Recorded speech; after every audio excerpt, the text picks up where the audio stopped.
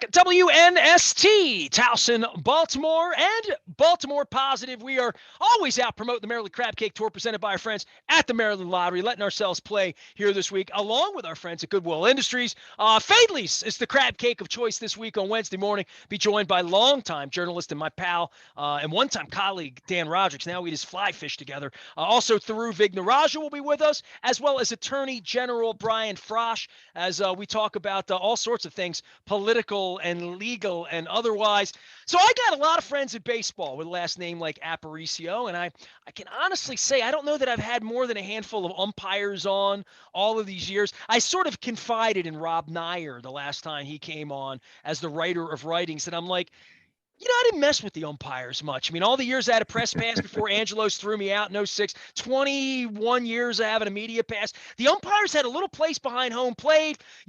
Tyler would rub up the Delaware mud, hand it off, and all that stuff. So anytime I get an umpire on, calling balls and strikes, that's good. But Rob Nyer, I said, hey, Rob, what are you doing? He said, I'm writing a book. I said, on who? He said, Dale Scott. I said, I know that little bit about the Dale Scott story. That's an interesting story. He said, well, when the book comes out, I'm going to get Dale on the show. And lo and behold, Dale Scott. Dale, when I hear your name, I don't hear Dale Scott, anything about sexuality or umpiring or what base you're on. I hear your voice. I hear your name in the voice of Rex Barney.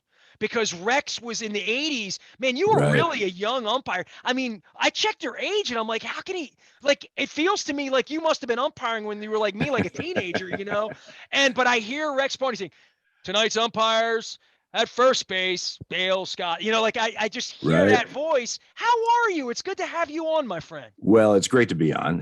One of my favorite cities, Baltimore, and called a lot of games there, playoff games and everything. So, and the All-Star game in '93. So, always happy to be back in Baltimore. You were there when the Free Willy sign came on the. Come on now, I know I get you to laugh at that, right?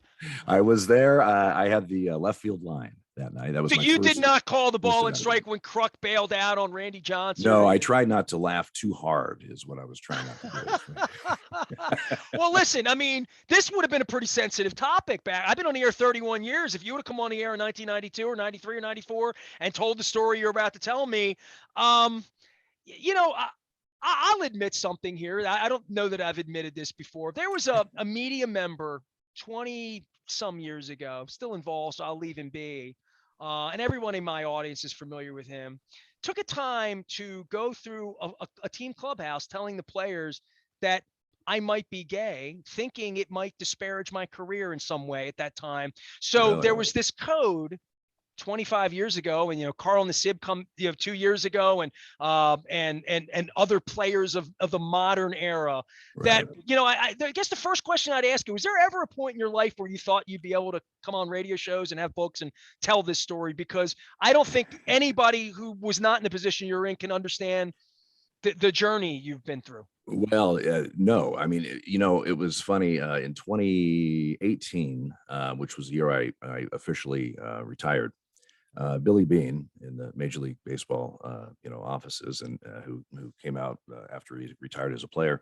We were on the float the first time the Major League Baseball had a float in the Gay Pride Parade in New York, and we're going down Fifth Avenue or wherever we were at. And I looked at Billy and I said, "Could you, in your wildest dreams, believe that you and I would be standing on a Major League Baseball float in the Gay Pride Parade?" He said, not a chance, not a chance. I mean, that was a impossible dream when I was starting out, and for the first many years of my career. Things have gone full circle, and we know, as we'll talk about that whole story. But to answer your question, I would have been shocked. I would have laughed actually if somebody had suggested that was going to happen.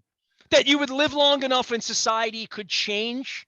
At the rate that it did, because I would think, and well, again, I've read books. I just saw Sticks the other night, right? Chuck Panazzo's become a friend of mine through the course of years, and I was down at Jay Wise, a great friend of mine, and I read his book. A listener, a guy I played Little League baseball with, gave it to me as a gift 10, 15 years ago, about what it was like to be in a band, and if it ever got out, it could wreck the whole band. You could wreck the band in 1978, right? Yeah. I would think you trying to get into what was a very difficult job, very, very matcha, all of that in a bag of donuts. Baseball, very old, very white, so conservative. It took him 50 years to get a designated hitter. Finally, right? That the secret you live with for a long period of your life that you probably held. There probably weren't many people who knew in your world.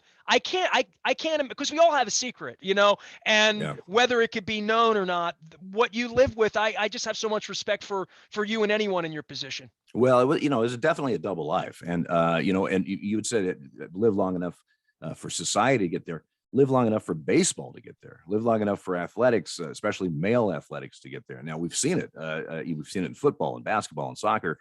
We still haven't had a major league baseball player come out, and that'll happen.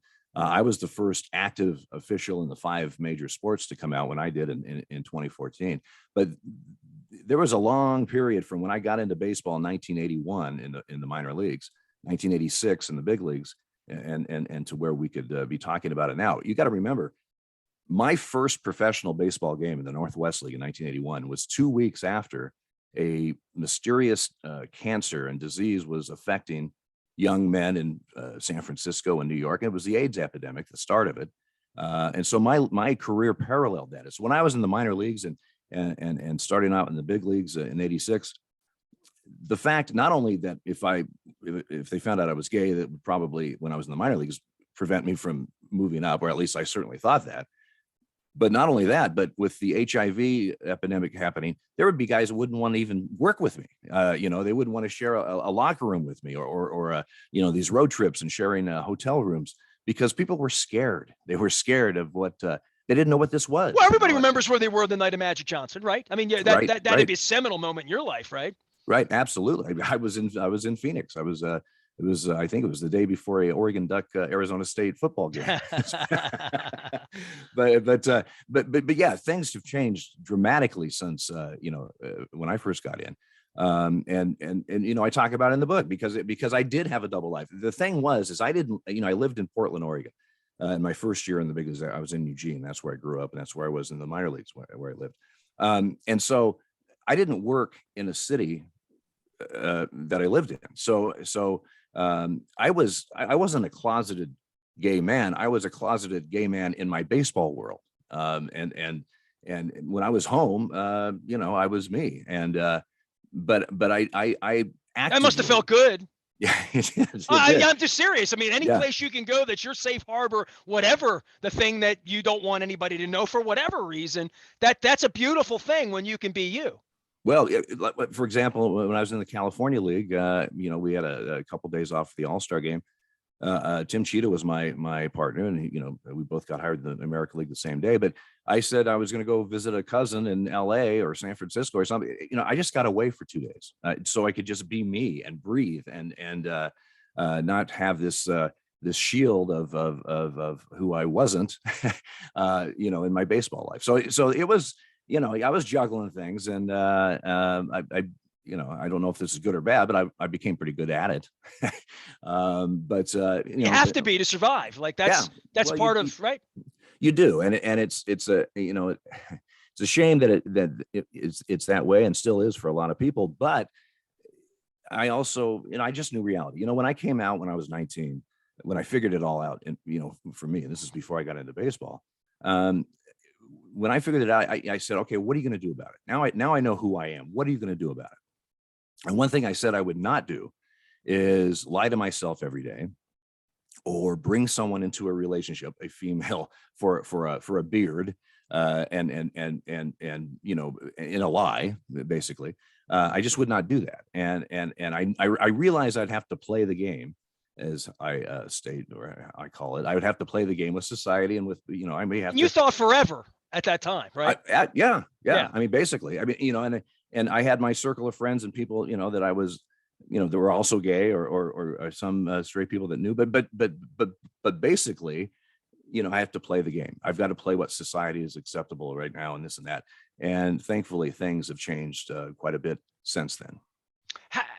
When you say play the game back, and how many people really knew? I mean, who could you have trusted in the circle It certainly didn't know the players that well. I mean, the umpires didn't drink with the play. I mean, like No. I was a part of the baseball life. I was on the road in the '90s with teams and players in the Johnny Oates era, and you and I were in the same room and stadium and Right. clubhouses and like all that, all Camden Yards, all of that, right? We were both at Right. the '93 All-Star game. I can pin us both there. But I would just say in that world, as I began this conversation saying there was someone trying to really do damage to me by accusing me of that, because that in that world maybe one of the worst things you could be Right. 25 years ago, that this would have swayed my ability to do my job and in accusations. And so where were you at this point in being able to trust anybody at that point in your life? I got hired in 1986. It wasn't until 98 or 99 that a couple guys individually, this wasn't some premeditated thing, but just in conversation, Daryl Cousins was the first guy, American League umpire, and we were Another sitting. name that I hear in Rex Barney's voice, by the There you way. go. Say them Exactly. all to me. Give me all your colleagues from the 80s. I hear him in Rex's You voice. hear, yeah, it reminds you. But Daryl just we were at spring training and having a beer, and there's some other people around, but it was just him and I kind of over on the side. And out of nowhere, he said, "Hey, Dale, I just want to let you know that I know you have a little bit different lifestyle than most of us, but I just want you to know I would walk on the field with you any day. You're a great guy. You're a great umpire, and I just want you to know that." Well, immediately my defenses went up because I was so used to, oh, I said, thanks, Daryl, I appreciate that. And just kind of let it go. But in my mind, I'm What going, do you mean, right? Like yeah, literally. yeah, Yeah, yeah. yeah. I didn't really challenge him, but I didn't say, I didn't, affirm what he said. I just said, hey, Were thanks, you Daryl. fearful? Were you scared that he knew, or did somebody knew, or No, no? no, it actually, at first, because I was so used to having these shields up, but that's my go-to, my default. But I thought to myself, as that later that evening or whatever, I thought, you know what, that's good. He's telling me that it's okay. And Rick Reed did the same thing. There's another name. Rick Reed did the same thing that Just same don't say spring. Nestor Shylock, because I I met him don't. once. I never met Nestor. I never. But anyway, so that's when things started to break up a little bit, and my true identity was. And I found out later. I guess I wasn't as great of actor as I thought I was, because a lot of guys had figured it out years previous, but they didn't bring it up to me because it's you don't want to be wrong. You don't want Oh, to say, right. Yeah. hey, I think you're gay, or you're not. Oh, sorry. So, but that's what started. And so, if between about 98, 99, and then, we combined leagues as far as the umpire staffs. In 2000, I was a crew chief by the end of 2001, and then things really opened up. Dale Scott is our guest. I should now say the book is out. I've had Rob Nyer on talking about the book. The Umpire is out, calling the game and living my true self. Dale Scott with Rob Nyer, and a forward by Billy Bean, the aforementioned. In 14, you say you come out, you're still on the field, and obviously, and I should promote right now, June 22nd, the Orioles are celebrating a Pride Night in the middle of Pride Week. My wife and I have been a part of Pride parades and all sorts of things over the course of time, over the last 20 years, in regard to all of helping people, in having friends like you all of my life, living in this way. That in 2014, I'm sure everywhere you went afterward, people were coming up to you saying, I was you. How do I do that? That there really is in the modern era, for people your age, to that there's a leadership aspect of this that maybe you never saw coming, that the minute it happened, it probably not only for you a cleansing of a lot of ways, but probably really the last 10 years of your life probably been interesting. The last 8 years of your life, but in a way that you probably could have never have thought about it. Absolutely, the unbelievable positive response to when I came out. I came out in December of 2014, so it wasn't during the baseball season. But I got over 200 plus emails after I came out. All of them very positive, but from all walks of life, not only officials in football, basketball, baseball, rugby, soccer, police, fire, doctors, nurses, just all sorts of, and from all over the world. And a lot of it was either, I'm gay, I'm in the closet, I'm one step closer to stepping out of it because of your story, but I'm not quite there yet. Or you've given me the courage to come out to my other umpires in my association or something. I remember a father from Toronto said, I'm proud of your courageous decision to do this. He goes, I hope this helps my two daughters as they grow up in a world where this doesn't, someday this won't even be a story. Thank you for doing that. The one that I write about in the book, and I've talked about before, is a high school senior in the LA area who umpired baseball, who had a goal to be a major league umpire, and he was gay in the closet. He wrote me and he said, now I know that I may not make it to the big leagues because I don't have the talent, but it's not because of who I am. And that to me was gold. I mean, that to me personified the whole thing of why. Biggest fear of the 19-year-old version of you, right? Literally. Right. And he now had somebody to look up to say, you know what, before I came out, he said, I want to be a major league umpire, and there's no way I'll be that because I'm gay. No, there's no way that'll happen. Now he sees me and he says, I still may not make it there, but I know it's not because of who I am. And that's just makes everything worth it. Not that I second guess it at all, but it makes everything worth it. Hey, Dale, you're going to be coming in. You mentioned about riding the float with Billy Beane in New York, and it started New York and San Francisco, places where you probably had a more normal road trip there to be able to go out and get lost and be, Right. As opposed to Milwaukee or Baltimore or other places that were a little bit more provincial and closed in. The why I have is when you decide in December, almost a decade ago now, out of season, give me the orchestration or the mindset, because probably for years when it became a little more comfortable, you knew there might come a point where you're like, I don't care. I don't care. Who knows? Yeah. That probably happened. And then you have to make a decision to let everyone know. Give me that time frame in your life going into 14. Well, like I said, in the late 90s and by the 2000s, the league knew. I mean, the people that signed my checks, the people I worked for knew, the umpire staff knew. So this was not a big shock when players I came talked. Out was it that at that point? I never heard anything from players or any rumors that players thought that or whatever. It was more in-house type of thing. But when I, coming out, the media didn't know, the fans didn't know, the teams didn't know. And so that was news to them. But the orchestration, so to speak, the year before, Michael, my husband now, we met after my first year in the big leagues in '86. So we'd been together at this point 27 years or something. We legally got married in November of 2013. So now we fast forward to September of 2014. Referee Magazine did a story about my career. They did Peter Jackal wrote it, did a great job. He interviewed, people that I went to high school with, my first umpire commissioner when I was 15, when I started in Eugene. The radio, I worked radio for 5.5 years. My old program director, all these people. So it was a great article, and it was about my career, but they asked for some pictures. And I said, I told Mike, I said, I want to send this picture of you and I on our way to Australia when MLB opened up there in 2014 with the Dodgers and Diamondbacks. I said, I want to send this picture and with the caption, Dale Scott with longtime companion, Michael Roush. That's opening up this box that's, that you can't close.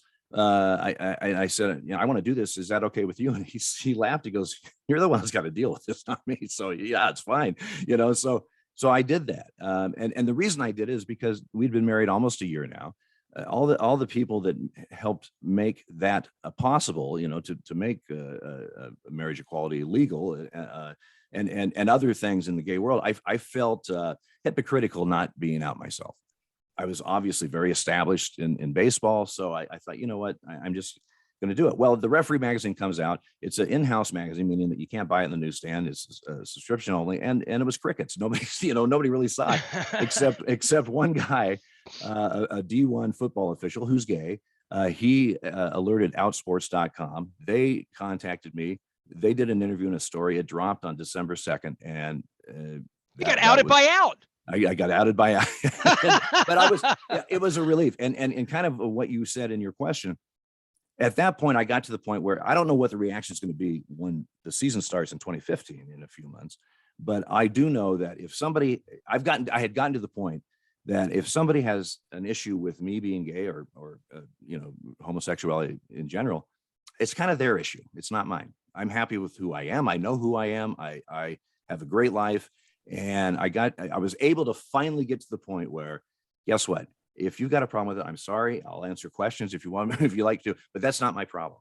It's yours. Dale Scott, well-spoken, and I still hear umpire Dale Scott in the voice of Rex Barney in my ears. That's the Baltimore kid in me, Dale. All of this aside from, let's talk a little bit of baseball here, and we'll sell the book and talk about the game itself and all the issues. I did 90 days of lockout here, and baseball has become a little less desirable here in Baltimore over the last 30 years, if you can imagine. Yes. Yeah, I was the one that led the walkout on Angelos. I hope that you were umpiring that day against the Detroit Tigers back in 06. One of the proudest moments of talk about pride day. My pride day was back in 06 when I stood up and said, this is no good. And here we are 16 years later in which should be a baseball city that's really struggled. The sport itself, I'm Aparicio, man. I come off the boat honest with all of this. It's really hard to watch, and not just because the Orioles lose, but just the changes in the game. And I would think through all of this, you being on the field for most of this, you only left the game a couple years ago, that you sense the difference in pace of play and analytics and what managers are trying to do, and general managers sort of sitting on the bench in the mind of the managers. I've spent time with people well in baseball that I still keep a lot of friendships in baseball. I had a friend of mine that managed in the game, played the game, managed the game, coached the game, and I had lunch with him maybe 3-4 years ago, and we went down to Amici's, and we sat for 3-4 hours down in Little Italy. I know you probably were Sabatino's guy. That's where they took all you guys down there. I know. But I was up the street at Amici's. Nothing wrong with Sabs. I love me a bookmaker. No problem with that.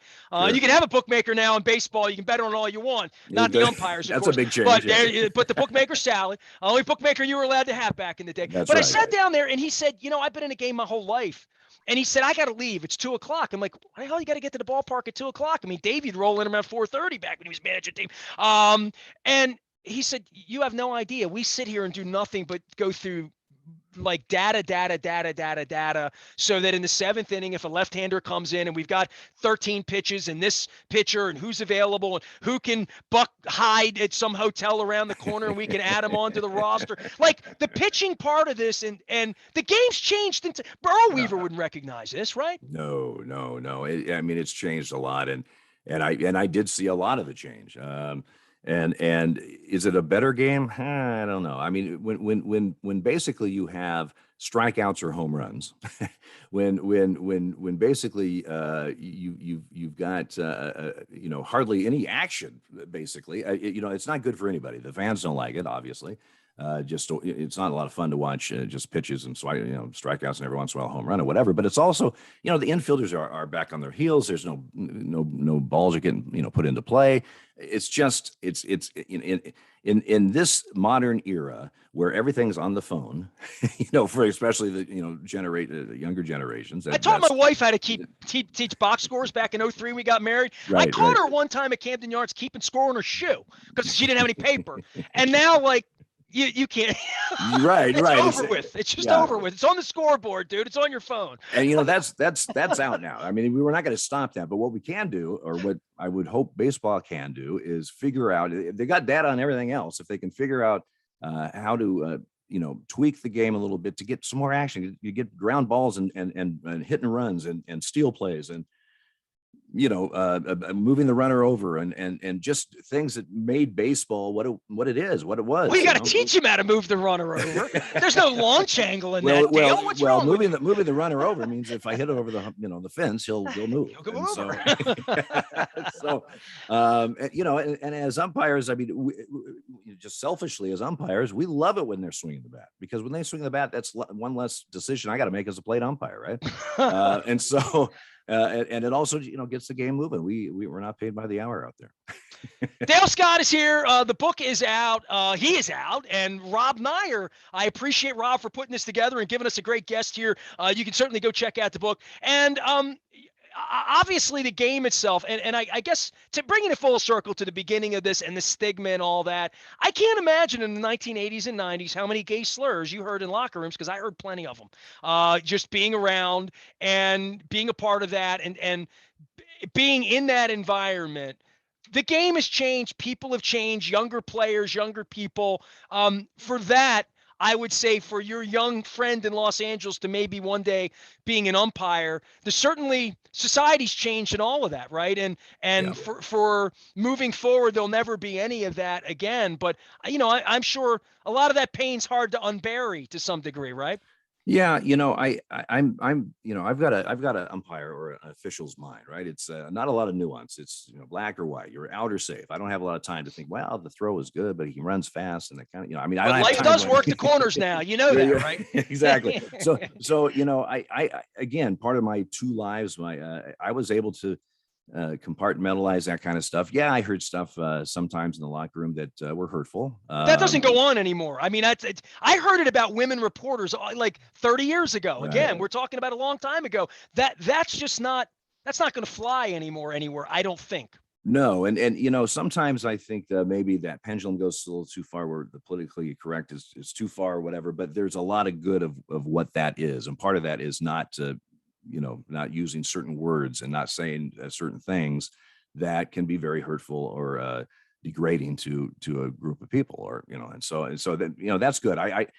Quick story. I was working the playoffs. Greg Gibson, who I rarely worked with, but he was on the crew, and he was telling a story before a game in Tampa, and just telling a funny story, blah, blah, and at the end, we're all laughing. He goes, isn't that gay? And then he immediately looked at me and goes, I am so sorry. I did that. I should not have said that. He caught himself. And I said, Greg, you know what? If you had said that and just didn't even know what you had said, that's one thing. You caught it. You said, you immediately said, hey, I'm sorry. I didn't, that wasn't right. That's half the battle, is when people understand that, this can be hurtful. So let's move. I'm not offended. It's a teaching moment or a learning moment right here. And it was actually a really kind of a cool moment for both of us, for him to and so that's what's happening now. I think people are much more in tune a little bit as to what they say, frankly. And again, I don't want it to be so far where you can't, I mean, comedy is comedy, or I mean, whatever, but you got to understand that it may not seem as it is. Not everybody there is straight, possibly. So that was a moment that I write about, and that was a moment for progress, I think. Well, certainly in the case of teams having a night, June 22nd, you're going to be in town, right, as part of what the Orioles are doing that night. So I guess full circle is there is a point where there's a celebration and a night in most ballparks. I don't know if every team does it. I think most do. Most do, yeah. But yeah, where you can come in and be a part of this and tell your story, maybe sell your book a little bit too, but maybe help someone, maybe help a kid somewhere, Right. Exactly. That's exactly right. And I've had people say, well, why don't we have straight nights? Well, straight nights every night. Okay. So we're just trying to carve out one night. Okay. 1 out of 81. Hey, I hope to see you in Baltimore. I'd love to have you back on talking some baseball. I don't know where the Orioles will be in last place, but I'm pretty sure they'll be in last place by the time you get here in June. I've seen their pitching, Dale. And you don't have to umpire it anymore, so we can talk about very it. Good. Hey, I appreciate. Thanks for coming on, and thanks for giving me a great memory about Rex Barney. Because anytime I can hear somebody's name and his voice, it gives me some good old thoughts about my childhood. Somebody give that guy a contract. Give that fan a contract. There you go. 1980s. You go back to Wild Bill, don't you? In Memorial Stadium, you got it all. Yeah. And I worked the last series at Memorial Stadium. Mike Flanagan, 1991, man. Yeah, I had first base. It ended in a double play. Cal Ripken into a double play, bottom of the ninth. Not that you remember everything that ever happened on a baseball field. I've had concussions. I sometimes I can't. But I appreciate you, Dale Scott. The book is out. Rob Nyer wrote it. You can go read it. The Umpire is out, calling the game and living my true self. Dale Scott with Rob Nyer and Billy Beane. And June 22nd is LGBTQ night at Oriole Park at Camden Yards. And they're playing the Nationals, so it's a good little national rivalry. Go beat up on them. If Angelos isn't going to pay the bill, just go down there and give him some more money. Dale, I appreciate you, brother. Take care. You take care. Thanks. Dale Scott, great visitor joining us here from out in the desert. I am Nestor. We are WNST AM 1570, Towson, Baltimore. And we never stop talking Baltimore positive.